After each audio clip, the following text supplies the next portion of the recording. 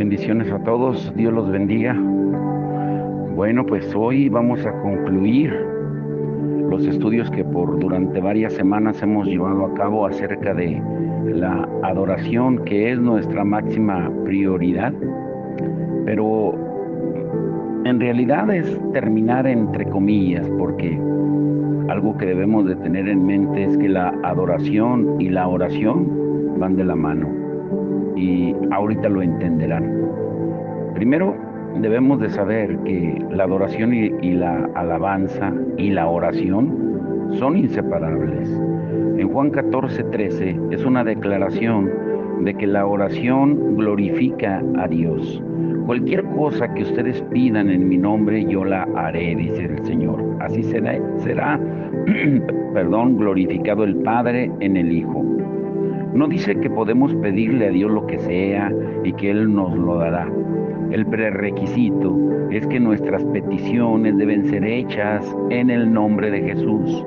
Esto no quiere decir simplemente que debemos etiquetar cada oración con las palabras en el nombre de Jesús, como algunos suponen, de que cualquier cosa que pida solamente le pongo el eslogan en el nombre de Jesús y automáticamente Dios nos lo va a conceder. Así no es. Orar en el nombre de Jesús significa ir de parte de Jesús, pidiendo de acuerdo con lo que Él desea. Nuestras peticiones deben ser realizadas conforme a su voluntad. Y no es posible orar en el nombre de Jesús por algo que Él no quiere. Y esto elimina a las peticiones egoístas. También significa que antes de orar debemos entender la mente de Cristo. Muchos cristianos tienden a ver la oración solo como una forma para obtener cosas o zafarse de otras. Y parece que hemos confundido el concepto de la oración, que realmente es tener una comunión, es ser conscientes de la maravillosa presencia de Dios y de la relación con Él aquí, aprendiendo de sus pensamientos y deseos y orando por su cumplimiento en nuestras vidas. Una oración así se cumple cuando Dios se glorifica en la respuesta. La oración no le informa a Dios acerca de hechos que Él no sepa o no haya oído. Su propósito es permitir manifestar su gloria al dar la respuesta. Entre más específicas sean nuestras oraciones, más claramente se revelará su gloria en la respuesta. Su gloria es más importante que la respuesta a la oración. Adoramos a Dios al proclamar su palabra con claridad. Pablo le escribió a los tesalonicenses en 2 de Tesalonicenses 3:1: por último, hermanos, oren por nosotros para que el mensaje del Señor se difunda rápidamente y se le reciba con honor, tal como sucedió entre ustedes. Dios se glorifica cuando su palabra se expone, cuando las personas la escuchan y son salvas. En Hechos 13:48 al 49, registra la respuesta a la predicación de Pablo. Dice: al oír esto, los gentiles se alegraron y celebraron la palabra del Señor, y creyeron todos los que estaban destinados a la vida eterna. La palabra del Señor se difundía por toda la región. La gloria de Dios es inherente a su palabra, así que donde quiera que se exponga su palabra, está siendo glorificado. Y cuando proclamamos la palabra y otros llegan a Cristo, estamos glorificando a Dios de una forma suprema, porque cuando una persona es redimida, también empieza a adorar en espíritu y en verdad para dedicar su vida a la gloria de Dios.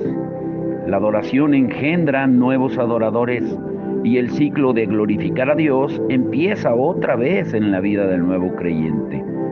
Obviamente, la Escritura nos muestra que hay muchas otras formas para adorar y glorificar a Dios, pero a partir de lo que hemos estudiado en estos pasajes que declaran que Dios es glorificado, ayer en el estudio como lo vimos, es evidente que la adoración verdadera es una búsqueda activa que consume todo nuestro tiempo y que no tiene fin.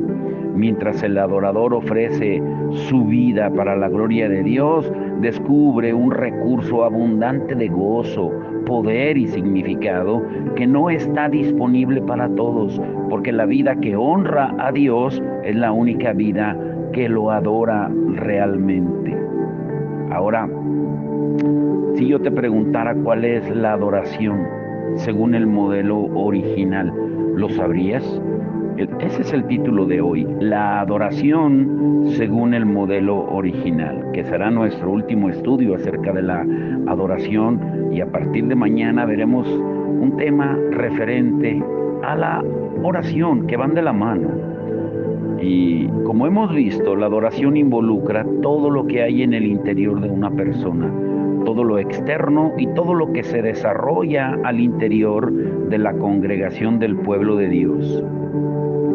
La adoración es adorar y es ser más consciente de la santidad de Dios, es alimentar la mente con su verdad, limpiar la imaginación con su belleza, abrir el corazón a su amor y dedicar la voluntad a su propósito.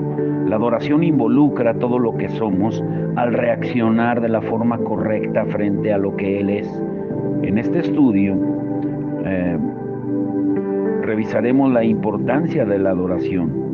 También hemos estudiado por semanas las bases, el fundamento que establece la adoración como producto de la salvación personal.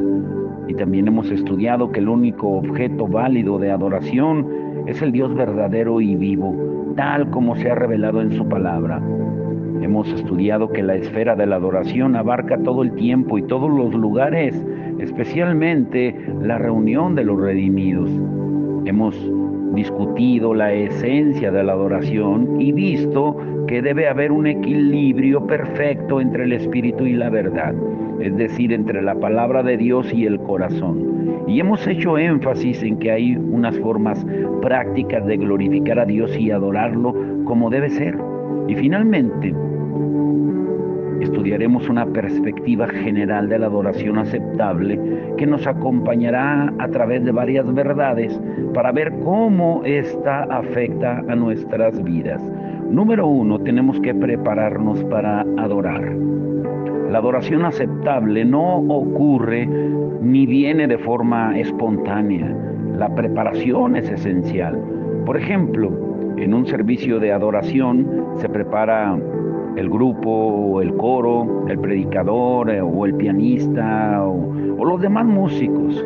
Pero la preparación más importante es la del adorador individual, aunque desafortunadamente con frecuencia es la más descuidada. ¿Cómo se aplica toda la verdad sobre la adoración que hemos estudiado en la preparación para la adoración? Hebreos 10:22 es un llamado a la adoración. Ofrece una perspectiva amplia sobre la clase de preparación que Dios espera de parte de un adorador.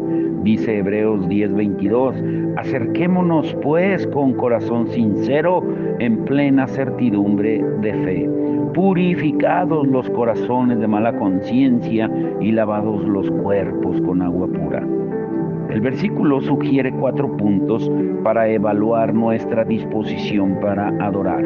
La primera es sinceridad. Debemos acercarnos con un corazón sincero. La adoración aceptable requiere un corazón que se decide por Dios y su gloria. La hipocresía es fatal para la adoración, al igual que la doble moral, la preocupación por sí mismo y la apatía. No podemos entrar en la presencia de Dios con un corazón que no es sincero. Por lo menos debe ser transparente, según lo que hemos aprendido durante semanas y lo que dice la palabra. Un segundo punto, al prepararse para la adoración, es la fidelidad. Acérquense con la plena seguridad que da la fe. El escritor de Hebreos estaba guiando a personas que estaban acostumbradas al antiguo pacto y trataban de aferrarse a él, pero había llegado el nuevo pacto con la nueva revelación de Jesucristo y los misterios del Nuevo Testamento se habían manifestado. Para adorar a Dios, los hebreos tenían que decirle no al antiguo pacto y a sus ceremonias, a sus sacrificios, a sus símbolos, imágenes y elementos. Lo antiguo ya no estaba se había dejado a un lado, había llegado a un nuevo pacto que era mejor y ellos tenían que desear acercarse a Dios con total confianza de la fe revelada en el Nuevo Testamento. El pacto nuevo, en contraste con el antiguo, no es un sistema basado en ceremonias, sacrificios y obediencia externa a la ley. Requiere que el adorador se acerque a Dios completamente seguro de que puede hacerlo por la fe en Jesucristo. Adorar con plena seguridad de fe es simplemente honrar de acuerdo con la verdad de que solo la fe es el cimiento para ser aceptado ante Dios. El adorador verdadero debe ir basándose solo en su fe. Esto es fidelidad. Un tercer punto es humildad. Hebreos 10:22 dice: acerquémonos interiormente purificados de una conciencia culpable. Cuando nos acercamos a Dios confiadamente, en plena certeza de fe, debemos ser humildes debido a nuestra propia falta de mérito, sabiendo que no tenemos derecho de estar ahí. Solo nos acercamos gracias a la purificación de la sangre de Jesucristo, porque nuestros corazones son malvados y engañosos.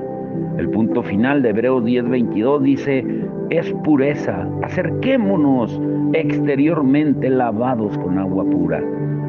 Pero no se refiere a un lavamiento del cuerpo literalmente, sino a la confesión diaria y a la limpieza espiritual necesarias para tratar los pecados de nuestra condición humana. La aspersión de la sangre de Cristo que se da en la conversión es una limpieza permanente y completa a lo largo de la vida. Pero nuestros pies tienden a levantar polvo del mundo en el que vivimos y caminamos y requieren limpieza periódicamente. Un evento acontecido la noche en que Jesús fue traicionado ilustra la necesidad de dicha limpieza. Jesús se había dirigido con sus discípulos a una habitación donde todos compartirían la cena de la Pascua. En contra de las costumbres sociales del día, no tenían un sirviente que lavara los pies de los hombres que estaban sucios por caminar en medio de senderos polvorientos. Ninguno de los discípulos que estaban discutiendo por quién sería grande en el reino se ofreció a desempeñar una tarea de tan baja categoría. Aparentemente cada uno estaba preparado exclusivamente para ignorar la falta de un siervo, excepto Jesús mismo, quien asumió el papel de un sirviente, tomando una vasija y una toalla para lavar los pies de los discípulos. Juan 13:8 dice que cuando llegó a donde estaba Pedro, él no quería que Jesús lo hiciera. Jamás me lavarás los pies. Pero Jesús le respondió en el verso 9: si no te lavo los pies, no tendrás parte conmigo. Y debido a esto, Pedro respondió: Señor, no solo los pies, sino también las manos y la cabeza. Y Jesús le dijo a Pedro en el versículo 10: el que ya se ha bañado no necesita lavarse más que los pies. Le contestó Jesús: pues ya todo su cuerpo está limpio, y ustedes ya están limpios, aunque no todos. Primera de Juan 1:9 habla sobre la limpieza de retoque, si le queremos llamar así. Y dice: si confesamos nuestros pecados, Dios, que es fiel y justo, nos los perdonará y nos limpiará de toda maldad. La confesión y la limpieza diaria por la deshonra de los pecados es un prerequisito para ir a la presencia de Dios, y por lo tanto es un prerequisito para la adoración aceptable. Entonces, estos son los puntos clave: sinceridad, fidelidad, humildad y pureza. Y sin estos, no estamos preparados para entrar en la presencia de Dios, para adorarlo. Sin embargo, si tenemos en cuenta estos puntos, Él se acercará a nosotros. Esa es la promesa divina, y la adoración alcanza su punto máximo cuando el adorador vive en la presencia de Dios, en el resplandor de su gloria y en una vida de adoración. Ahora, ¿cuál es la adoración que supera los obstáculos? lastimosamente o tristemente, temo que muy pocos cristianos han experimentado esta clase de adoración. Muchas personas han ido a la iglesia por años, pero nunca se han acercado a Dios y nunca han experimentado el acercamiento de Dios a sus vidas. Se quejan de que adorar a Dios es difícil y en sus devocionales diarios parecen enfrentar barreras insuperables. No los escuchan o ponen recibido y escuchado, pero en realidad no le prestan el oído a la palabra. La adoración que Dios requiere no puede ser entorpecida por tales barreras. Hay algunas de las clases de adoración presentadas en las Escrituras que rompen todo tipo de barreras. Una es la adoración de arrepentimiento. David había cometido un gran pecado que desde luego había generado una barrera entre él y Dios. Cometió adulterio con Betsabé y después asesinó a su esposo. Y como resultado del pecado, Betsabé tuvo un hijo y murió. David sabía que Dios lo estaba castigando. Y esta es la respuesta que dio. Entonces David se levantó del suelo y enseguida se bañó y se perfumó y luego se vistió y se fue a la casa del Señor para adorar. Y después regresó al palacio y pidió que le sirvieran alimentos y comió. En 2 de Samuel 12:20. Esta es la adoración de arrepentimiento. David estaba en medio de una situación trágica, la pérdida de su bebé, y aún así adoró a Dios porque sabía que había recibido lo que merecía. Aún al recibir el castigo, él adoró. El castigo siempre llama a la alabanza. Dios nos castiga porque nos ama y nuestros corazones deben responder con adoración. El arrepentimiento verdadero, genuino, sucede cuando el alma dice: he pecado y merezco ser castigado. He negado la verdad y lo más importante, he pecado contra Dios. Justo en medio del castigo, la adoración de arrepentimiento produce un fluir del corazón ante Dios, una confesión de culpa y un reconocimiento de que obtenemos lo que merecemos, sin importar cuál sea la calamidad. Donde no hay alabanza, sino ira y amargura contra Dios, no hay arrepentimiento genuino ni confesión de pecado. Así fue como David entró a la casa del Señor y lo adoró, aun cuando lo estaba corrigiendo. Y esa es la clase de compromiso para adorar que necesitan las personas. Una segunda clase de adoración que rompe barreras es la adoración de sumisión. Cuando Job escuchó las noticias de que todo lo que amaba se había desvanecido, sus hijos, sus posesiones, sus animales, adoró. La Biblia dice en Job 1:20 y 21, al llegar a este punto, Job se levantó, se rasgó las vestiduras, se rasuró la cabeza y luego se dejó caer al suelo en actitud de adoración. Y entonces dijo: desnudo salí del vientre de mi madre y desnudo he de partir. El Señor ha dado, el Señor ha quitado. Bendito sea el nombre del Señor. Muchas personas se hubieran amargado y hubieran hablado maldiciones contra Dios. Job no había pecado como David. Dios no lo estaba castigando por algún pecado, sino que le estaba permitiendo a Satanás que lo probara para sus propósitos. La respuesta de Job demuestra una sujeción incondicional. Muchas personas no son capaces de adorar a Dios porque se rehúsan a aceptar el lugar que les corresponde en sus vidas, en sus trabajos, en sus carreras, sus parejas, sus hijos u otras circunstancias que Dios trae a sus vidas. Reaccionan con amargura y no pueden adorar. Job fue capaz de ver más allá de sus circunstancias presentes para ver la bondad de Dios en su plan. Él dijo en Job 23:10, Él en cambio conoce mis caminos. Si me pusiera a prueba, saldría yo puro como el oro. Cuando Dios trae circunstancias negativas a nuestras vidas, siempre tiene un propósito positivo. De hecho, invariablemente, estamos en problemas cuando no tenemos problemas, ya que no podemos crecer. en Jeremías 48:11, Dios se prepara para juzgar a Moab y dice: Moab ha vivido en paz desde su juventud, ha reposado sobre sus heces, no ha pasado de vasija en vasija, ni ha ido jamás al exilio. Por eso conserva su sabor y no pierde su aroma. El pueblo de Moab había tenido todo tan fácil y cómodamente que se había vuelto rancio. La analogía que usa Jeremías es propia de una vitivinicultura que en los días de Jeremías los vitivinicultores ponían uvas aplastadas en un envase y dejaban que se asentaran. Y al final el amargo y el sedimento, conocidos como los pozos, se acumulaban en el fondo.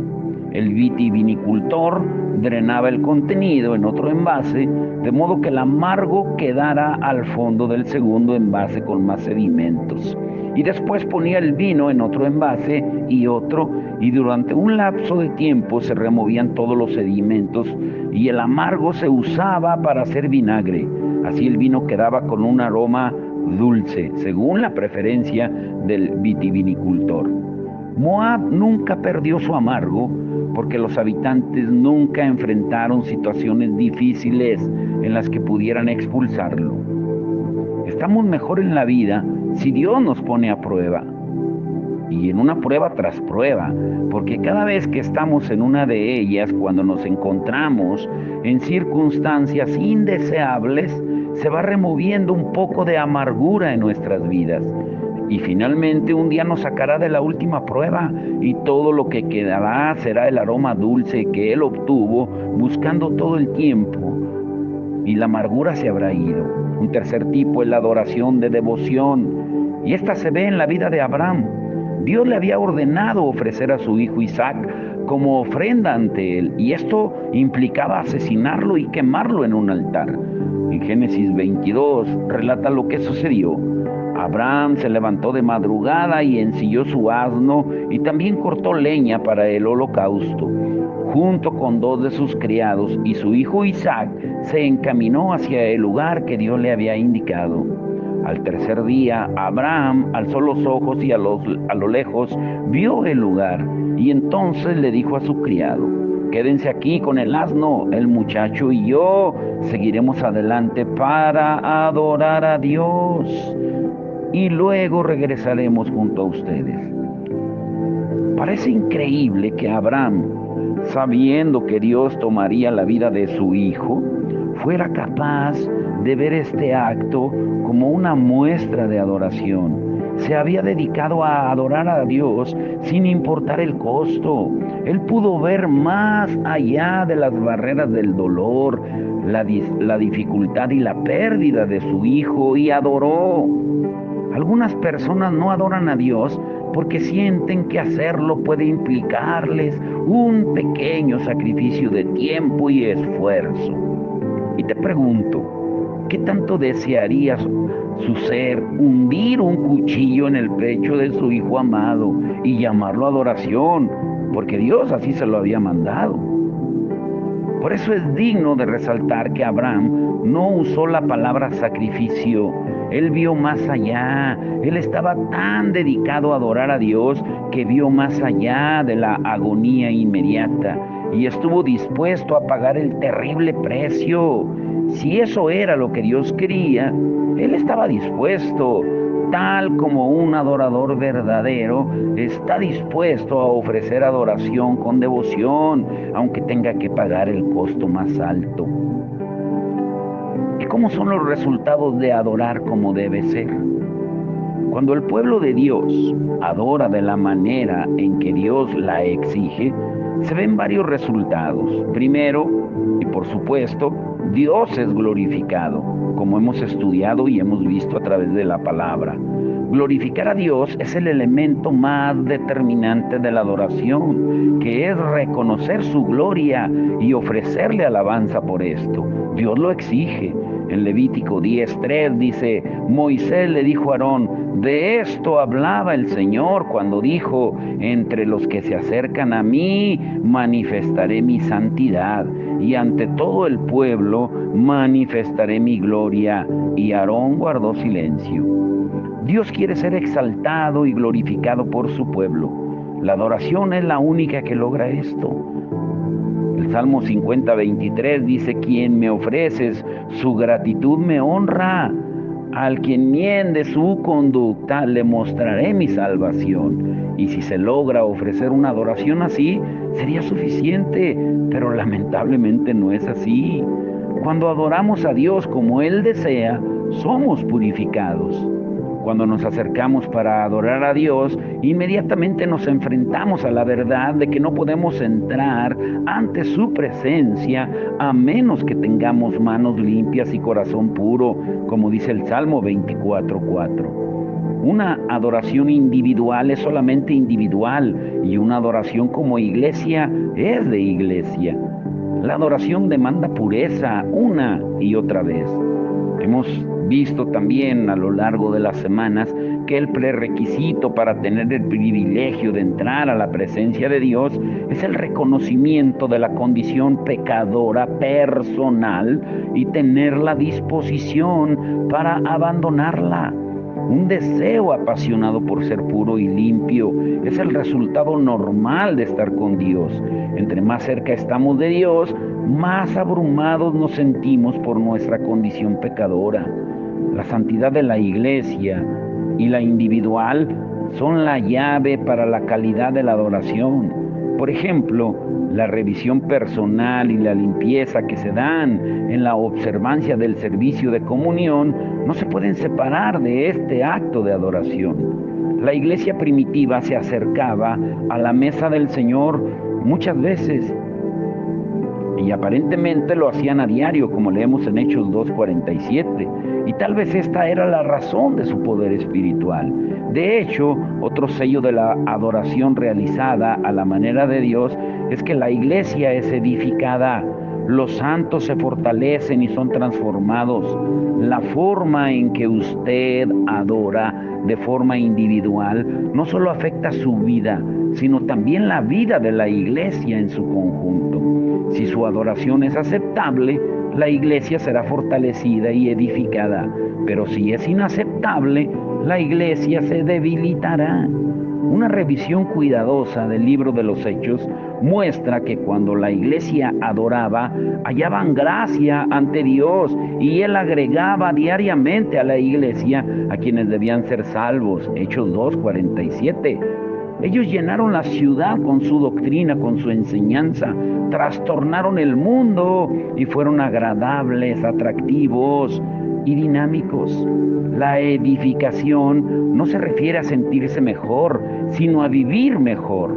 Cuando los santos se reúnen para adorar al Señor, se fortalecen individual y colectivamente, provocando una transformación. Dice 2 Corintios 3:18, así todos nosotros que con el rostro descubierto reflejamos como en un espejo la gloria del Señor, somos transformados a su semejanza con más y más gloria por la acción del Señor que es el Espíritu. Este versículo nos recuerda a Moisés, quien tuvo una relación íntima con Dios en Éxodo 33:11 y dice, hablaba el Señor con Moisés cara a cara, como quien habla con un amigo. Moisés experimentó la adoración más pura, rica y significativamente posible, cara a cara con Dios. Incluso Dios dejó que su gloria pasara delante de Moisés y fue una experiencia transformadora. Después su cara brillaba, era tan brillante que era irreconocible. No era el hombre de antes. Toda la adoración tiene una clase de efecto transformador. En santa intimidad, el adorador verdadero está cara a cara ante Dios y es transformado por su gloria. Si la adoración colectiva en la iglesia deja a las personas sin cambio, pues no se está adorando en realidad. Si lo que sucede en el servicio de la iglesia no estimula a los santos a una mayor obediencia, llámelo como quiera, pero no es adoración.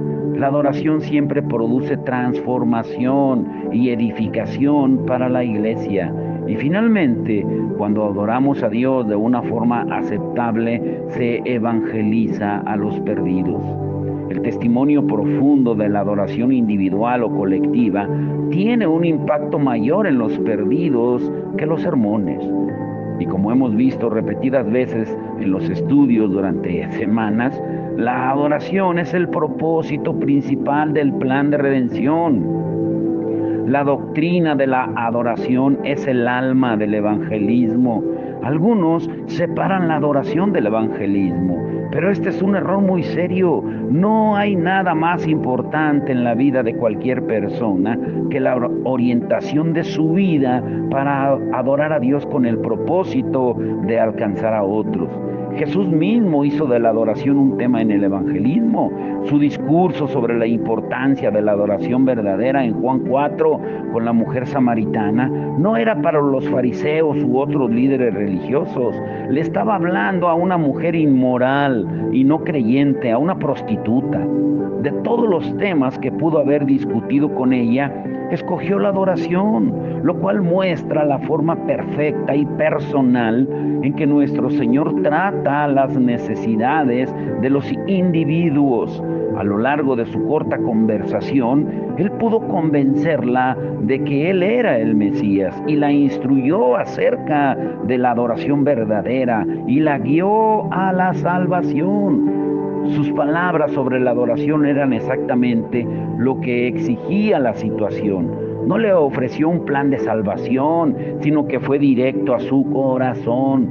Lo esencial en el asunto primero es que la retó a adorar a Dios en espíritu y en verdad, y al hacerlo la llevó a la fe.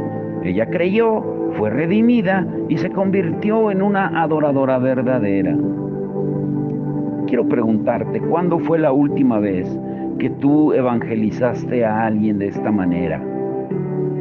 Una parte fundamental del mensaje evangelístico es llamar a hombres y mujeres a adorar porque Dios, el Padre de nuestro Señor Jesucristo, es digno de adoración. Una mujer judía fue a una sinagoga en el barrio donde se encuentra una iglesia, y ella iba buscando un consejo porque su matrimonio estaba en crisis, y en la sinagoga le dijeron que no podían aconsejarla hasta que pagara su cuota. Y con justa razón, ella estaba furiosa. Eso sucedió un domingo en la mañana, y mientras salía de la sinagoga, se encontró entre la multitud que venía a la iglesia y se puso nerviosa. Estaba tan abrumada por la atmósfera de adoración que confió en Jesús como su Salvador. Se bautizó unas semanas después. Luego dijo que no recordaba mucho sobre el sermón, pero que estaba absolutamente asombrada por la paz, el gozo y el amor que había entre las personas mientras adoraban. Nunca había visto algo así, y como resultado de la adoración de las personas, llegó a los pies de Cristo. Esto sucede una y otra vez cuando el pueblo de Dios adora reunido, levantando sus corazones al Señor, experimentando su bendición infinita. Sus caras brillan porque están en la presencia de Dios, produciendo un impacto inmedible en las personas del mundo. Toda nuestra defensa de nuestros métodos evangelísticos nunca podrán alcanzar el impacto de un adorador verdadero. Pero tristemente, a pesar de todo lo que hablamos de Dios, toda la difusión que se hace en el nombre del Señor y todas las personas que afirman haber experimentado la salvación, no vemos mucha adoración como debería ser en nuestros días. Por eso le dimos tanta importancia durante estas semanas a lo que es la verdadera adoración. Tenemos que entenderlo. Yo espero de que en estas semanas hayamos aprendido todos que adorar es la máxima prioridad. Padre, en el nombre de Jesús te damos gracias. Te damos gracias, Señor, por estas semanas donde tú nos has enseñado, Señor, lo que es la verdadera adoración, lo que es adorarte en espíritu y en verdad. ¿Por qué buscas adoradores? ¿Por qué tú le das tanta importancia a un ministerio que ejercemos en la tierra y que lo haremos por toda la eternidad? Y tú nos enseñas el modelo original de la adoración. Tu palabra dice, Señor, que un corazón contrito y humillado tú no lo rechazas. y que nos acerquemos despojándonos de todo peso de pecado, que seamos sinceros, humildes, puros, limpios delante de ti, Señor. Señor, porque ahora el sacrificio que se ofrece ya no es de animales como en el Antiguo Testamento. Ahora es con frutos de labios que confiesan tu santo y bendito nombre, como dice Hebreos 13:15, Señor.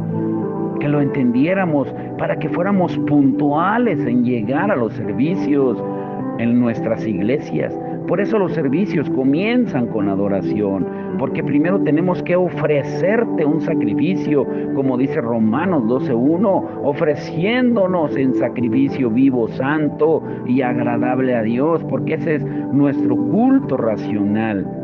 Pero el enemigo sabe la importancia de ofrecerte la adoración verdadera, y por eso pone trabas, pone obstáculos, pone problemas, visitas inesperadas, usa cualquier medio para alejarnos de ofrecerte el sacrificio que tú nos ordenas en tu palabra, Señor.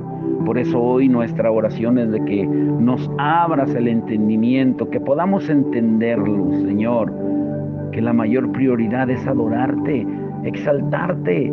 Cuando lo hacemos, todo se rinde a tus pies, porque como dice la palabra en Filipenses 2:7-11, que el Padre te ha dado un nombre que es sobre todo nombre, para que en el cielo, en la tierra y debajo de la tierra, toda rodilla se doble ante el nombre de Jesús. Tu nombre es poder, tu nombre es salvación, tu nombre es vida eterna, pero tu nombre también es juicio eterno, porque tú juzgarás a cada uno de nosotros, porque el juicio se te ha dado a ti, Señor, porque tú fuiste el que moriste en la cruz del Calvario. Una vez tú te ofreciste y para siempre.